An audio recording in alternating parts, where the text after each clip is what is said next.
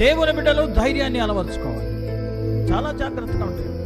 ఆహాబు యెజెబెలులు జీవించిన కాలంలో వారు బయలుదేవత ఆషేరు యొక్క ప్రవక్తలను పెంచి పోషిస్తున్న తరుణంలో యెహోవా దేవుని యొక్క ప్రవక్తలను హింసించి చంపుతూ ఉంటే 50 మందిని 100 మందిని ఓబద్యా అనే వ్యక్తి దాచిపెట్టి వారికి ఆహారం పెడుతుంటే, అదే తరుణంలో ఏలియాతో దేవుడు అన్నాడు, ఏలియా నువ్వు వెళ్ళి ఆహాబు దగ్గర నిలబడి చెప్పు, నీవు ప్రార్థన చేస్తే 300 సంవత్సరాల భూమి మీద వర్షం కురవదు చెప్పు అన్నాడు. అంతే.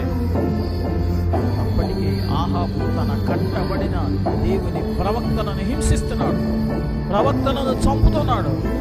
భయపడి కొద్దిమంది ప్రవక్తలు దాక్కొని ఓబద్యా ద్వారా పోషించబడుతున్నారు. ఏ వ్యక్తి అయితే చంపడానికి ప్రయత్నం చేస్తుండో ఆ వ్యక్తి దగ్గరికి వెళ్ళి నిలబడి ధైర్యంగా చెప్పమన్నాడు. ఏలియా ధైర్యంగా ఆహాబు ఎదుటి నిలబడి 300 సంవత్సరాల భూమి మీద